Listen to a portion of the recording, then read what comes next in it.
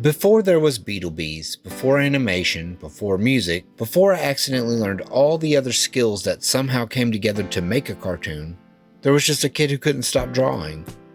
Seriously, I doodled on everything. Homework, notebook paper, the margins of worksheets. If a teacher turned around for 5 minutes, there was a pretty good chance I was drawing instead of paying attention. Looking back, I'm honestly surprised I got through school because I probably spent more time sketching than I did taking notes. I wasn't trying to become an artist. I wasn't thinking about making cartoons. I just like drawing.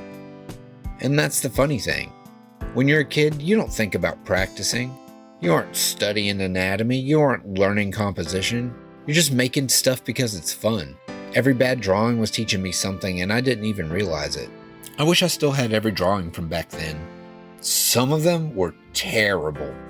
Some of them honestly still aren't bad, but every one of them was another step. Fast forward a few years. When I was around 18, one of my friends introduced me to painting. I'd never really spent much time painting before. I figured, why not? Well, that turned into a full-blown obsession. I didn't just want to paint on canvas, I wanted to paint on everything. Shoes, t-shirts, drum bags, guitar bodies, cars, amps. Pretty much anything that would hold paint became my next project. I couldn't stop experimenting. I'd constantly ask myself, I wonder if paint would work on this. Sometimes it did, sometimes it definitely didn't. But I was learning every single time. I started experimenting with acrylics, watercolors, different brushes, different techniques, even clay. I wasn't following some grand plan, I was just curious. I wanted to know what I could create. Eventually, people started noticing. Someone asked if I'd paint them a pair of shoes. So I did. Then somebody else wanted a pair. Then somebody else. Before I knew it, I was actually making custom painted shoes for people. What started as a hobby somehow became a little business. Then I started selling my artwork at a local record store and music venue called Circa 76. It was one of those places where local bands played, people hung out, and I'd have my painted shoes and artwork sitting there for sale. I loved it. There was just something really cool about watching people stop and actually look at something you made. Then one night, something happened I'll never forget. Someone stole a pair of my painted shoes. The show actually got stopped because they were trying to figure out who it was and then they were looking for them. At the time, I was also pretty upset. I spent hours painting those shoes. But looking back now, I guess somebody really liked my artwork enough to steal it. I'm not saying I recommend stealing art, but I guess that's one way to get a compliment. Around that same time, I even got interviewed for MySpace because of my painted shoes.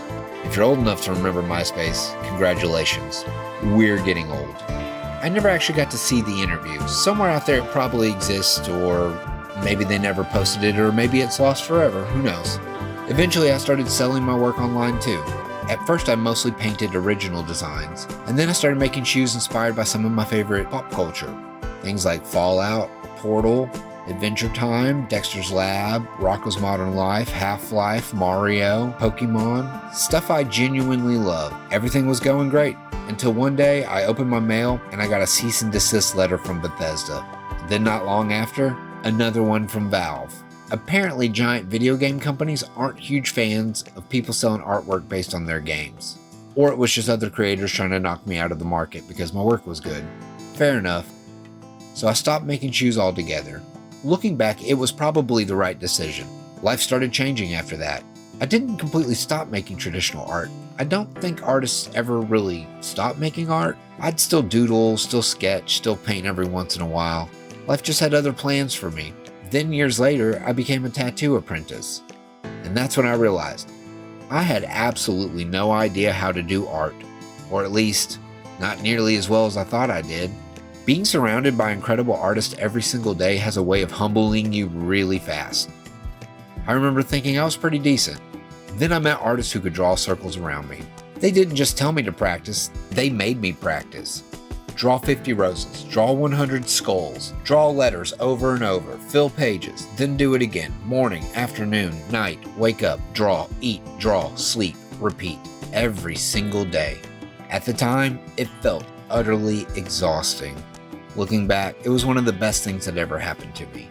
It forced me to slow down, to really understand shapes and blocking, flow, composition, line weight, how light works, how designs wrap around a body, how to make something read clearly from a distance. Every drawing got a little better. Every mistake taught me something.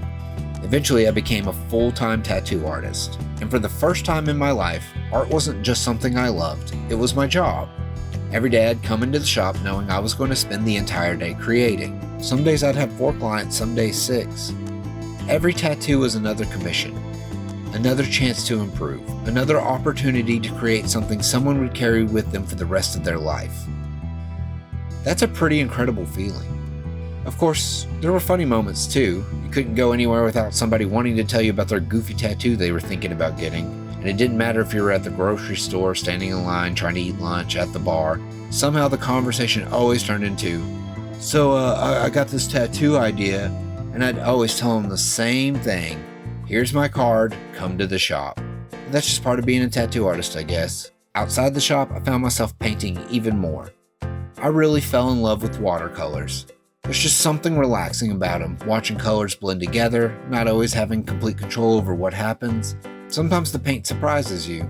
Sometimes those surprises end up looking better than what you originally planned. Looking back now, drawing in school, painting shoes, selling artwork, painting guitars, learning watercolor, tattooing.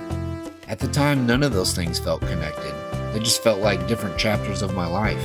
Different hobbies, different jobs, different interests. I had no idea where any of it was leading. But years later, when I finally sat down to create the BeetleBees, I realized every single one of those experiences had given me something that I needed. Character design, painting, color, composition, confidence, problem solving, patience. None of it was wasted. Every doodle, every painting, every late night, every commission, every mistake, every weird little creative obsession, it all added up. I wasn't trying to become an animator. I wasn't trying to learn every skill it takes to make a cartoon. I was just following whatever creative thing excited me at the time. And somehow, all of those different roads ended up leading to the exact same place. Next time I'll talk about how traditional art wasn't enough anymore and how I accidentally fell into digital art, which completely changed everything.